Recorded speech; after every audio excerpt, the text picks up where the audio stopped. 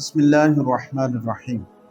अस्सलामु अलैकुम वरहमतुल्लाहि वबरकातुहू। नाज़रीन किराम, हमने पिछली नशिस्त के अंदर नफ्स की पैदाइश और नफ्स की हकीकत को बयान किया था, और मैंने बहुत कोशिश की कि उस नशिस्त के अंदर मैं मुख्तसर अर्ज़ करूँ, वरना उसकी तफसीलात तो बहुत ज़्यादा हैं, तो मैंने सिर्फ उसका खुलासा अर्ज़ किया था। आज की नशिस्त के अंदर मैं आपकी खिदमत में इसके दर्जात को, इसकी सिफ़ात को, मुक़ामात को, इसकी कैटेगरियों को अर्ज़ करना चाहता हूँ। सूरह अश-शम्स 30वें पारा में अल्लाह रब्बुल इज़्ज़त ने इरशाद फरमाया, फ़अल्हमहा फ़ुजूरहा। इसके अंदर नाफरमानियाँ हमने डाल दी, इसके अंदर सरकशी नफ्स के अंदर मौजूद है, तो परेशान होने की ज़रूरत नहीं।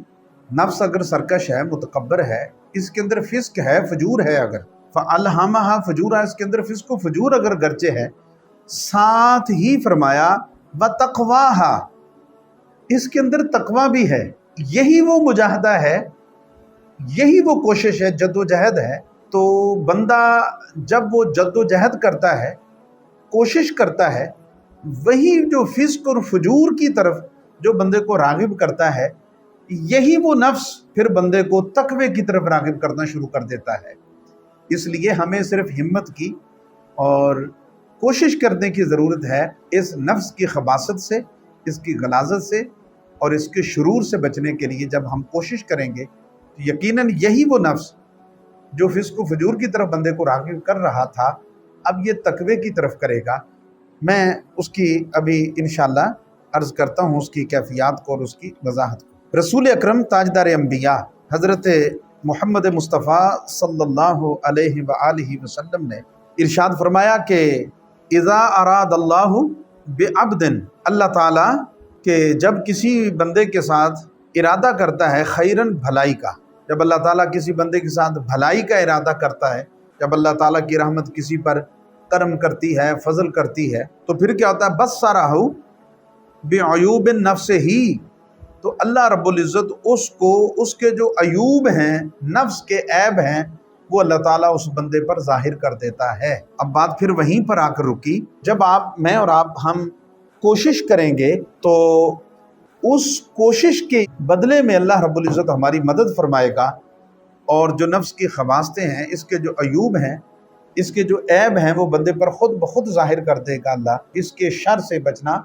इंसान के लिए आसान होगा। और फिर रसूल अकरम सल्लल्लाहु अलैहि वसल्लम ने हज़रत शद्दाद बिन औस रज़ी अल्लाह ताला अन्हु, तिरमिज़ी शरीफ में इमाम तिरमिज़ी ने इस रिवायत को नकल किया, कहते हैं कि रसूल अकरम सल्लल्लाहु अलैहि वसल्लम ने फरमाया, अल कय्यिसु मन दाना नफ्सहु व अमिला लिमा बादल मौती वल आजिज़ु मन इत्तबा नफ्सहु हवाहा व तमन्ना अलल्लाह, कि अक्लमंद वो है जो अपने नफ्स को अपने ताबे करे और मौत के बाद वाली ज़िंदगी के लिए तैयारी करे।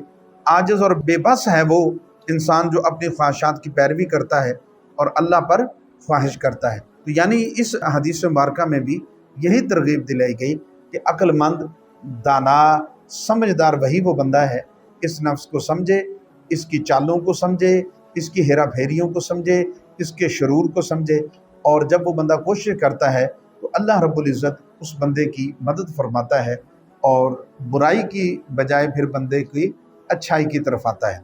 अब इसमें कुरान मजीद बुरहान रशीद की आयात बय्यनात भी मौजूद हैं। नफ्स एक ही है, जब आप इस पे मेहनत करेंगे तो बेहतरी की तरफ जाएगा, और मेहनत करेंगे और बेहतरी की तरफ जाएगा, और मुजाहदा करेंगे और बेहतरी की तरफ जाएगा, और मेहनत करेंगे और बेहतरी की तरफ जाता जाएगा। तो बाज़ सूफिया ने इसकी 3 कैफियतें लिखी हैं, नफ्स अम्मारा, नफ्स लव्वामा और नफ्स मुतमइन्ना, लेकिन अक्सर ने इसकी 5 और अक्सर ने इसकी 7 बयान की हैं।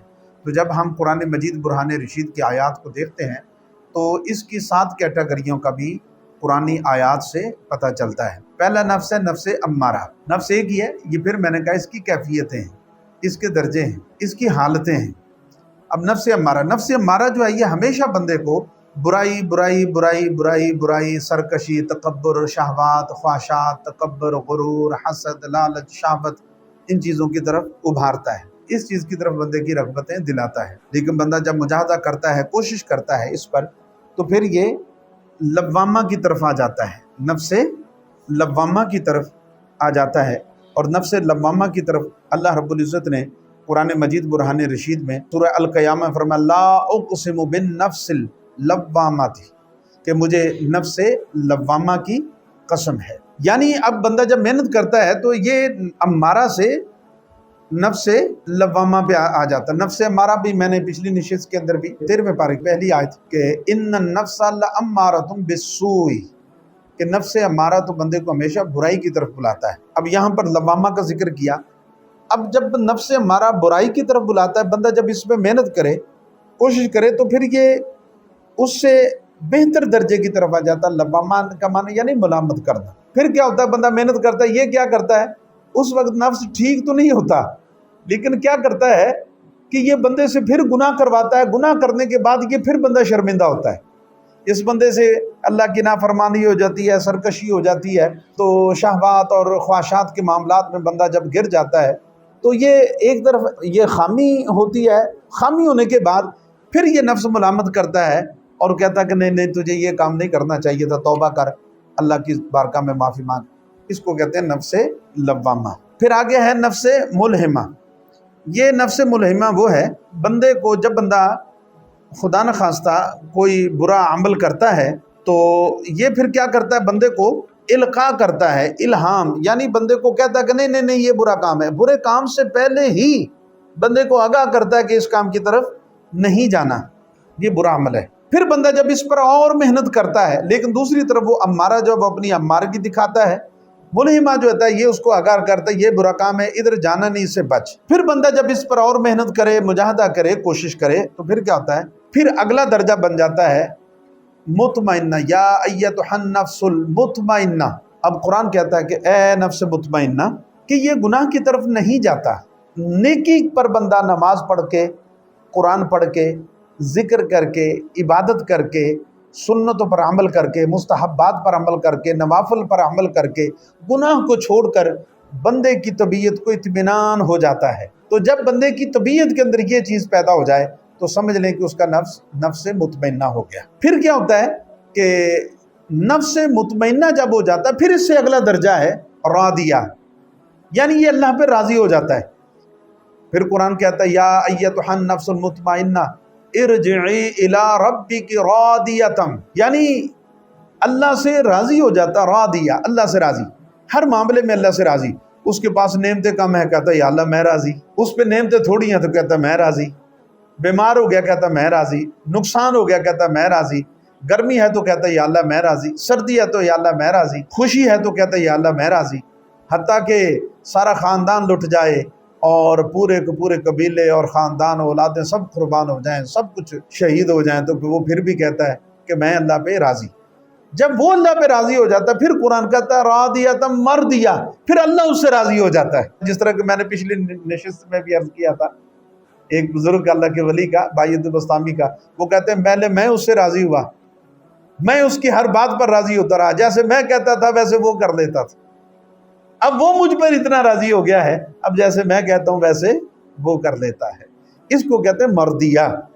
اس مقام پر بندہ پہنچ جاتا ہے، پھر اس کو مجیب الدعوات بھی کہتے ہیں، کہ پھر وہ بندہ جو ہاتھ اٹھتا ہے تو وہ شاید اقبال نے اسی کی طرف کہا تھا کہ خودی کو کر بلند اتنا کہ ہر تقدیر سے پہلے خدا بندے سے خود پوچھے کہ بتا تیری رضا کیا ہے، کہ پھر اللہ بندے سے راضی ہو جاتا ہے، اس کو کہتے ہیں مرضیہ۔ پھر اس کے بعد راضیہ مرضیہ کے بعد پھر نفس کاملہ ہوتا ہے۔ تو یہ سارا حضرات ذی وقار یہ محنت و کوشش، مجاہدے اور تزکیہ، جد و جہد سے ہے۔ اگلی نشست کے اندر آئیں، اس کو ضرور سنیں۔ اس کا مجاہدہ کریں گے کیسے؟ یہ تو ساری بیماریاں ہیں، اس کا علاج کیا ہے؟ علاج کے لیے اگلی نشست میں آئیے اور انتظار کیجیے۔ السلام علیکم ورحمۃ اللہ وبرکاتہ۔